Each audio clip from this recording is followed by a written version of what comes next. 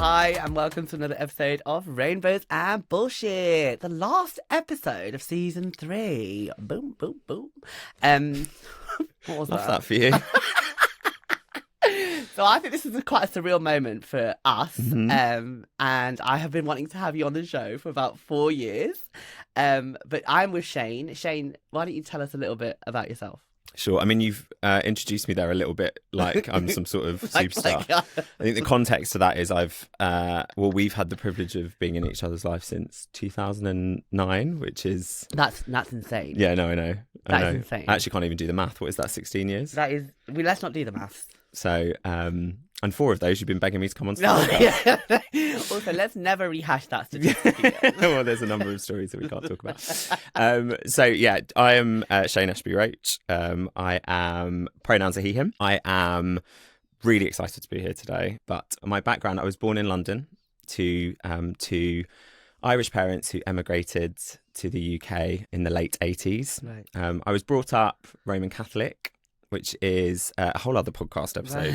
Yeah, but it's I wanted to bring kind of some of my background because it will input into a lot of what we're going to talk about today. But was brought up Roman Catholic, went to Roman Catholic schools, which for anyone who has been in faith schools, etc., it gives you a very specific experience of education and structure and leadership, which I'm here to talk about today. From a career perspective, I've been in the people space for circa 12 years, predominantly within the learning space, learning and development. But over the last 5 years, I've had a really great opportunity to focus quite specifically on leadership development, the development of leaders within my current business. I've worked predominantly within retail businesses, so very customer facing product, really bringing teams together. And my current role is focused very much on culture. So bringing together teams through transparency, ensuring that people have the right comms, engaging our colleagues, as well as looking after our L&D teams as well.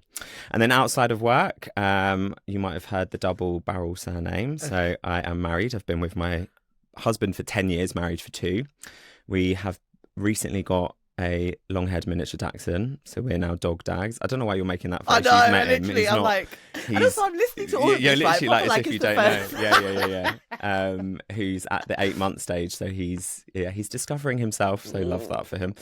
And I am the eldest of 4 siblings, so very proud of my 3 younger siblings. But yeah, that brings to life a little bit about who I am. Love that. I love that introduction.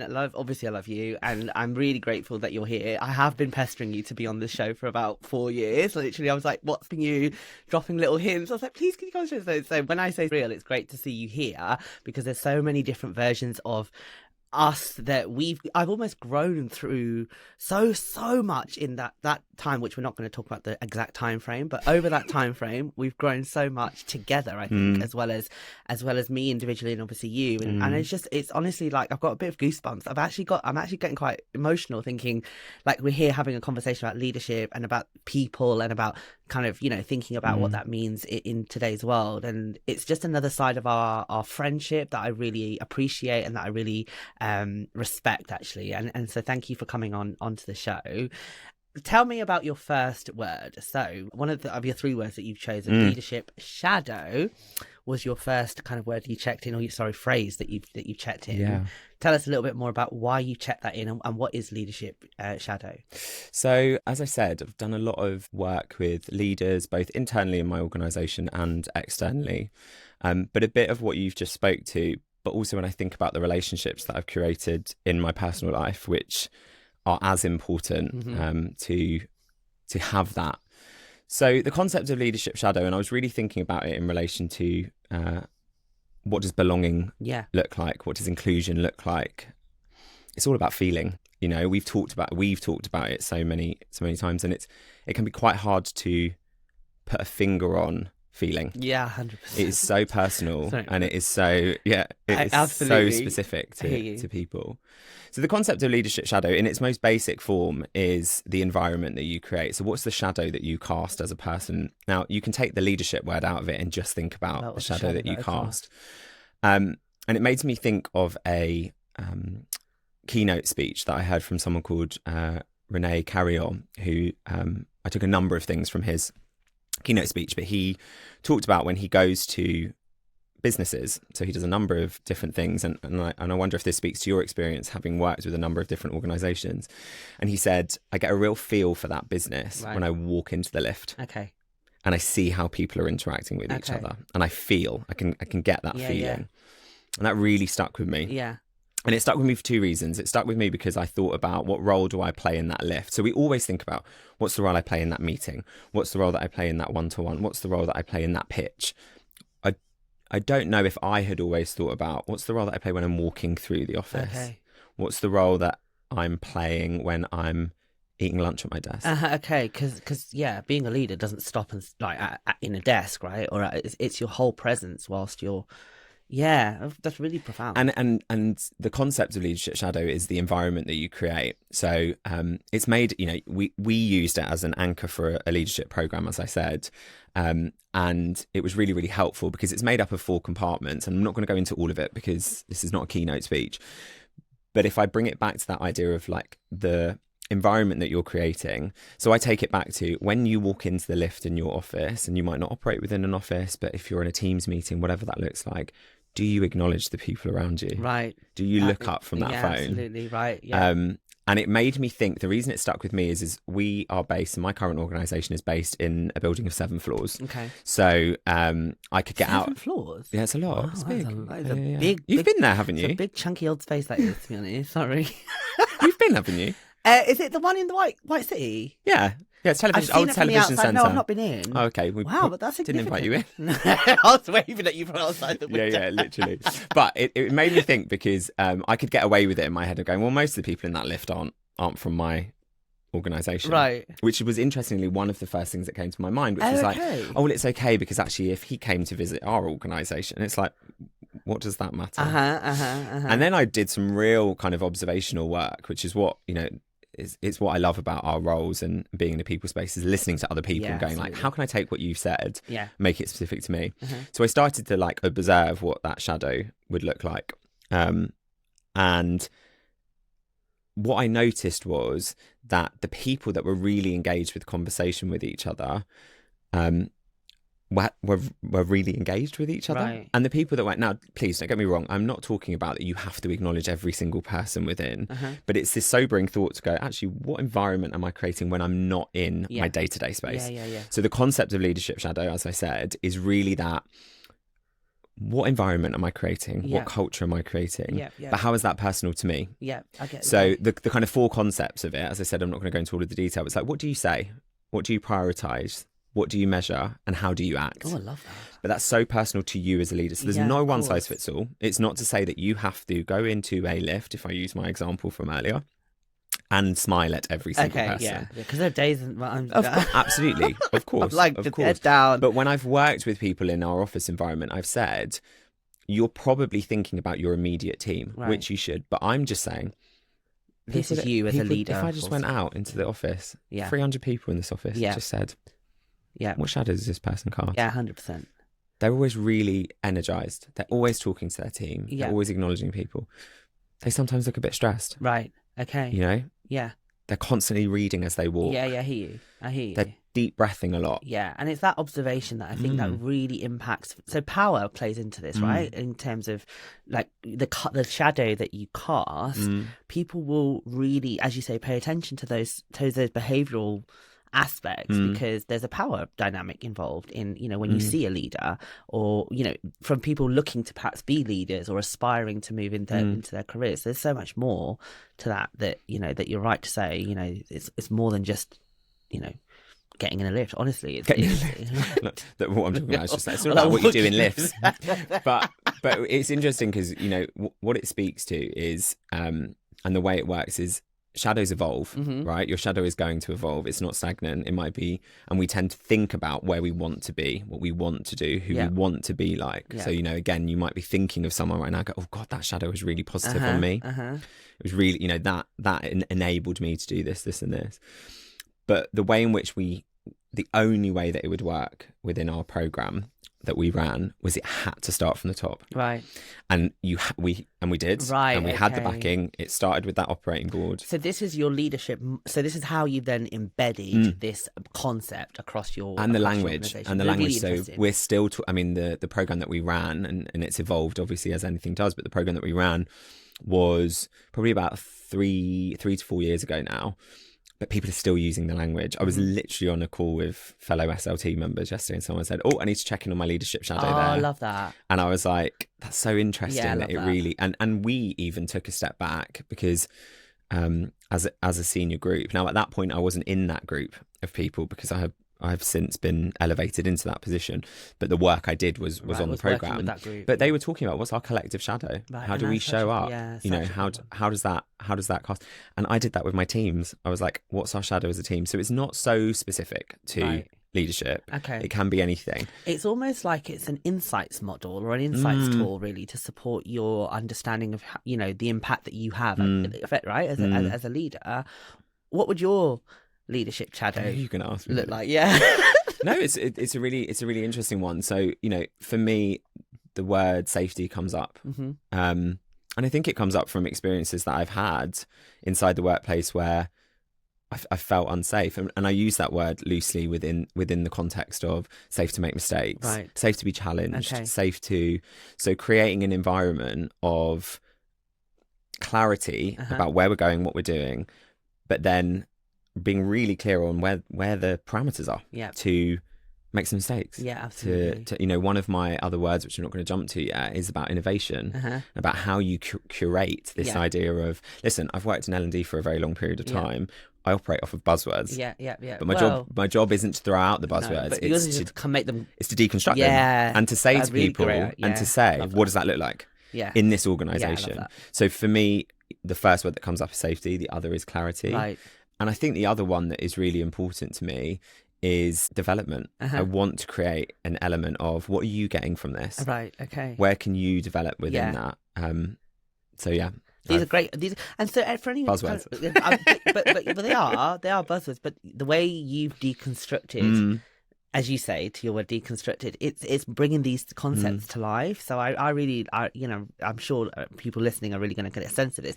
If I'm listening and I'm thinking, oh, do you know what? I really want to work on my leadership shadow, or kind of think about that. I guess what advice would you give them in terms of how to explore? You've talked about the 4 areas that they can kind of talk, kind of start to do some analysis. I mean, how would you go about perhaps working on that as a concept? What would you suggest? So it's a really good question. So one of the things that I say to people at the start of any, so one of the ways we've evolved the program is to do a session quite specifically on just leadership in action, and the majority of it focuses on the shadow. Yeah. They're 4 quite big questions that I read out earlier. Absolutely. And what I say to people is what's the one that stands out for you? Okay. What's the one in your gut that you go, oh, I'm not sure how I'd answer that one. Yeah. Okay. Fine. There's your opportunity. That's what you need to produce a bit. But for everything that you want to work on, what's the thing you're going to congratulate yourself on? Yeah. So it's all about that balance. Yeah. Love that. And focusing on the right now. Yeah. So we tend to focus on where I want to be and what I want to do. That's amazing. Yeah. But to get there, you've got to do a bit of a check-in and what's informing it. So I would, those 4 questions, how I act, what I measure, I'm going to forget them. I feel like it's a little quiz. I was like, how I act, what I what I'm say, going to measure, what I and say, what I prioritise. what I prioritise. I think that's so helpful. Dave, have you baked, I'm guessing, from a performance perspective? No. Victoria Sponge. So from a performance management perspective, does that feed into how your leaders are having conversations at TWC? It's not as specific because then you're getting into a lot of like competencies against each one. But I think the way in which we really try to approach it, and we've really evolved the way in which we're looking at things, a bit being more about the conversation, etc. But in particular, it's saying, what does it mean to perform as a leader, and how does that show up? So we as leaders within the organisation, and that's senior leadership team, we have some really core things that we need to look after for our team. So there's all of the fundamentals, ensuring that your team have clear objectives, but our culture survey, so the other part of my role, so really like what do your teams need, what do you want, like it's working with your teams, and then we're held accountable to those, and that evolution of what that looks like. So it is, but not so specific that, and I think, listen, if someone's listening and going, I'm not sure how that would work in my organisation, I said, I've spoken to so many different people about these things. You know, the key thing is going, what do you define as leadership? Yeah, and I think that's such a good question. And that's it goes all the way. Yeah. And if there's a different, if everyone has a different definition of that, then you're starting off. You're starting off. Yeah, so, you know, and to bring it back to, you know, when I read your brief and about belonging and inclusion, I'm sure that you have had experience same as I have, where you can read statements on websites, and you can go and have conversations with people and go, I aim to, let's just say they go, I aim to create a business that is creating a safer space of belonging. And it's saying to people, what does that look like? And what does it feel like? And how would you achieve that? And that in essence is what culture are you going to create? What shadow are you going to cast? So there is a real thing within my role about the power of language, that deconstructing, but something like a shadow. And I say to people, for you to focus on yours, you need to look up. Yeah, of course. What shadow is being cast on you? 100%. And what conversations are you having? Yeah, so 100%. It's not a new concept. I don't think it's one that people won't have heard about before. It is powerful. Yeah. And I'm a very big advocate of it. I love it. I love that. Thank you for kicking us. I mean, there's so much I could talk about leadership, because from what you shared, we'll have experiences of what, you know, because you asked that question, what is leadership in your organisation? And there's so many questions around the future of leadership, and you've spoken in lots of events about this particular kind of topic. I'm going to move us on to the next phrase, emotional intelligence. Yes. EQ. Yeah. Tell me about that. So this again came from the programme, but I'm going to talk more about the impact that it had on me when I was going through that journey of evolving in roles, looking at spaces that I was creating. So working within L&D, you have some really amazing conversations throughout your career. Who says I can't even do it. I think it's been it's gone through far too many filters, and again, that's a completely different podcast. But but when you have these conversations with people in their careers, and particularly when they're focusing on team, they want teams who are creating new products and new ideas, and they want to improve the way in which they work, and they want to do all of these things for the teams. Or they say, I'm an empathetic leader. Okay, yeah. I am someone who creates safe spaces. So interestingly, if you start with the leadership shadow, and let's say that the question of what I prioritize, you might say people. Right. I prioritize people. I prioritize people feeling safe. Amazing. I'm not here to challenge that. I love that that's the reflection that you have. You move into emotional intelligence, and you think about this idea of what it means to be an emotionally intelligent human. And again, I'm not qualified in emotional intelligence. It's just something that I've shown a real interest in, and I've talked about a lot. But it's really interesting to me. Are you smiling? Because do you remember when we had this conversation? Yeah. Do you remember? This is, do you know what? In my head, I was like, should I put him on the spot? And go, you can do 100%. It's called Rainbows and Bullshit. So fine. We'll come back to that, because I was going to say it. Literally, as soon as you're talking about this, and we will talk about this, but that conversation about when we were talking about EQ in Brighton, and I still remember my ears prick up. So when people talk about, I'm interested in finding someone who is an emotionally intelligent person. I regard myself as an emotionally intelligent person. Listen, I love a challenge, and I love to dig in stuff. You talked earlier about going, I've been trying to get you on the podcast for 4 years. The truth of that story is that I've asked for a brief for 4 years. Oh, yeah, you have. You're because we're two very different people. And I'm like, well, just come on. Yeah, just come on. I'm like, no. Whereas it was great. It was like, choose 3 words. What are you going to talk about? Anyway, we've gone off piece. My ears prick up when people say it, because I'm really interested in what that means to them. But in essence, what I'm talking about is Daniel Goleman's model. So if anyone hasn't dug a bit deeper into Daniel Goleman's model, I think at its most basic, it is so interesting because it's broken into 2 areas. The first is self. And the second is social. A lot of the conversations that I was referencing, people focus on the social. Right. Okay, so they say, my team, I want to be empathetic. I want to do this. I am empathetic. I am a leader who does. Amazing. Everything starts with self. Right. Okay. So in that model, and this is where I'll bring in, I'm just talking about my relationships that I've created. So we've been friends for a long time. Yep. Over the last 5 years, I've done and because of this work, I did a bit of a reset where I said, I've become a bit of a problem solver, but I don't know if anyone's asking me to be one. Right. It leans to my strengths Okay. Yeah. because I'm someone who Yeah. likes a brief, Absolutely. likes this, da, da, da. Yeah. But in my day to day, you might have instigated a conversation with me, and I might start over giving you advice straight away. I mean, yeah. So it's one of those things that I was going, that's fine. Did I open space to say to someone, do you want that advice? Yeah. Now you have, But now, what's the question I ask? What do you need from me?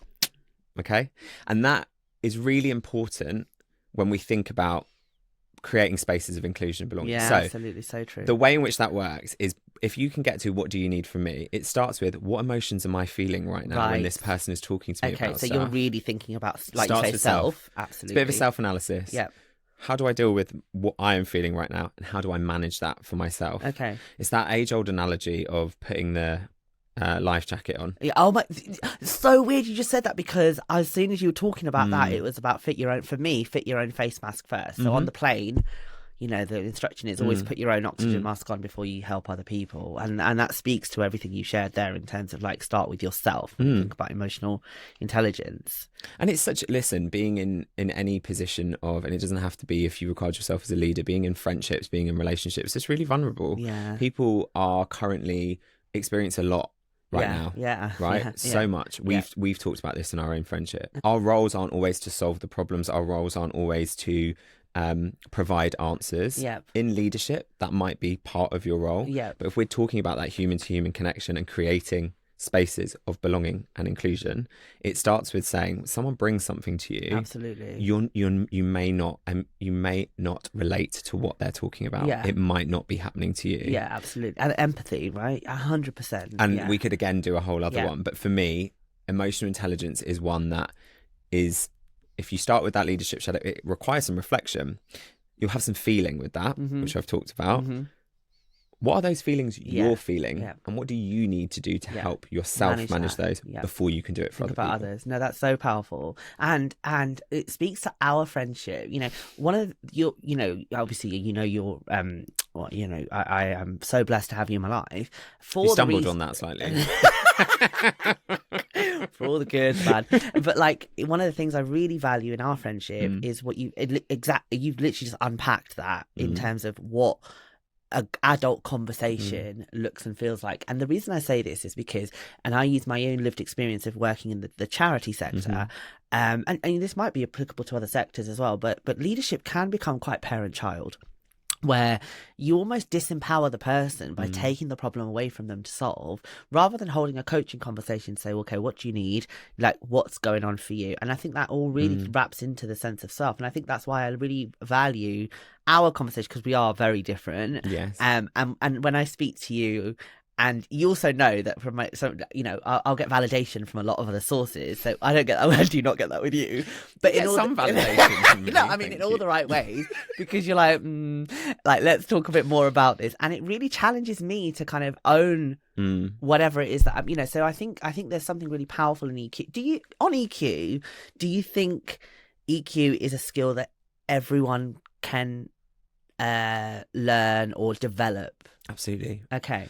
That's my opinion. Right. Because it's like anything, it's doing the work for yourself. If you speak to someone who says, I am empathetic, I'm always really interested in what the answer is. Okay. And what actually the programme opened people's eyes to was they would say, I lead with empathy. And I'm like, amazing. What does that look like? And they would go, I problem solve, I do this. Yeah. And we just unpick it a little bit and say, how do you know that was what that person needed, etc. But I think it's all about work. It's doing the work, it's having the time, etc. for yourself. So it's absolutely something that I think people can lean into. Yeah, brilliant. No, I mean, there's so much that I want to, and you're right. I think the thing is when people read it, because I see on job descriptions now, like high high EQ. Interesting. And I think it's interesting because the buzzword earlier, EQ is a buzzword at the moment, it's from a leadership perspective. So I like the fact that you've rooted that in how growth looks like, because it's growth effectively, by tapping into that and developing that skill, that's growth, right? Yeah. Right? So, right. So tell me about your final kind of word here on innovation. Yeah, a little bit of a shorter one. It came to me because we talked a little bit back and forth about how what is being asked in the workplace right now. I think there's a lot of conversations that need to focus on how we do things differently. I'm not going to talk about AI, but AI, well, but again, it's a really interesting 100%. one, right? The concept of innovation, I think, is really interesting when it comes to belonging and inclusion, because that is something that you will see on job descriptions. We are a business who innovate. We are a business who want to drive to do things different. Amazing. What an exciting environment to be in. Sign me up. Yeah, right? 100%. The fundamentals of something like innovation, which is doing things differently. If you drill it all the way down, it's doing things differently. It's coming up with new ideas. I don't know if we've always thought about what environment you need for that. Okay. And actually, what I always get referenced is startups do it really, really well. I don't know if you ever hear this. Like, startups do it great. They can fail fast. They can do this, and I've been in my organisation for quite a long time, so it's interesting to go, great. So what's happening out there? What we did was we came up with an equation as part of our program. Okay. I know it's giving maths. I was like, no, it's fine. It's giving Einstein. I have to remember it though. I'll just start writing it on my hand. But we came up with this equation which deconstructs the idea of innovation. Okay, so it's made up of a number of things. The first is innovation equals creativity. Right. You need a space for creativity. What does that mean? It means different things in different people's roles, etc. But there is an element of creativity. Right. You also then plus need some risk. So there's an element of risk. So this is the equation coming out, right? So you've got creativity as the first building block of this, and then plus risk. Oh, like this. So there's an element of risk taking. But you also need implementation, right? Okay, because you can fall into a bit of a loop of going, we've come up with this idea, this is a risk, and nothing. 10 good ideas, one of them might get taken forward. So there's some real importance in going, if something wasn't implemented, what would be the, But all of that, so you imagine that in those lovely little brackets, all of that plus, but it's times by psychological safety. Right. So in order to create environments where people feel like they can be creative and they can take risks and they'll be okay if something doesn't get implemented. Okay, fine. Is if they feel if they feel psychologically safe. Yeah. And the reason I think it's important is because when we're thinking about people feeling in an organisation, it will always come back to the concept of psychological safety. So if you start with going, what shadow am I casting? How am I managing my own emotions and supporting other people within those? And how is there an output of that? So if you say that you are an innovative leader and it shows up where I encourage great ideas, you then say, I'm able to do that by creating a space for my people where they feel safe to talk to me about stuff, but no, I'm not there to solve all of the problems, but I also manage my own emotions. And that shows up with my team feel safe to come up with 10 ideas and 9 of them not to be. So I think innovation is this really interesting buzzword, which again, we could spend loads of time talking about, but it's an example of a word that I think gets used quite a lot in businesses. But you're almost describing that as a product of healthy emotional intelligence and creating the right environment and leadership shadows, so that it becomes, as a result of that, the product effectively is you will have innovation in your organization, or innovation is a skill, or becomes is easier to kind of manifest or curate in those types of organizations. And flip it, say we really want to be innovative. It's not working. Why aren't we doing it? Why aren't our people coming up with ideas? Why aren't people doing this? And that's an example of a organizational problem that people bring to L&D teams or to people teams. I will drill it all the way down to, if you're going to sit across from me and I go, talk to me about you. And there's a flip side of that. I'm an executive coach, so I can flip it and kind of go, what do you want to aim from this? Because then I'm not doing solutions. But it starts with, what's the environment that you're creating? Absolutely, and working it all the way back. Do you know what I'm really fascinated about? Innovation, right? So there's obviously you spoke about getting the right environment, but from a belonging and I guess from an identity perspective, innovation it's fascinating. From my own lived experience, I think you're right to say safety creates innovation, right? Because then you feel safe to do that. Do you think there is an identity element with innovation in our current workplaces at the moment? What's your thoughts on belonging and innovation from that perspective? My answer to that question will always be anything that involves people will involve identity. Any output of any organisation. What's really interesting is, and the reason I chose innovation is it's about bringing people's different experiences. So I recently spoke to a number of students when I was talking about the interview process, and I said to them, that's your interview for the organisation. but it's your opportunity to interview them. Of course, so it's And that absolutely. workplace, the newer workplace, are going to turn around and go, you want me to do something? That's great. Yeah. What am I going to get from it? Okay, so that's, I mean, fascinating in terms of innovation and identity, as you rightly say. So thank you for sharing that, and thank you for ending our season. I mean, I couldn't have thought of a more amazing interaction and amazing guest to wrap up season 3. I honestly want to thank you. You're the first. This is your first. It's my first podcast. I'm so honoured that you got to. I'll listen to it back and never do one again. Because you said to me yesterday, you're like, I'm not listening to this. I was like, you better. I'm not a massive fan. Anyway, that's a completely separate story. I'm not a massive fan of listening to myself back. But I mean, I hear you on that front. But thank you so much for sharing your time and your expertise and your energy with us. I really appreciate it. And I really appreciate all of you. So thank you for listening for another season. Thank you to all my guests that have been on the show. And we will see you for season 4. Thanks, everyone. Congratulations on the end of another amazing season. Thank you.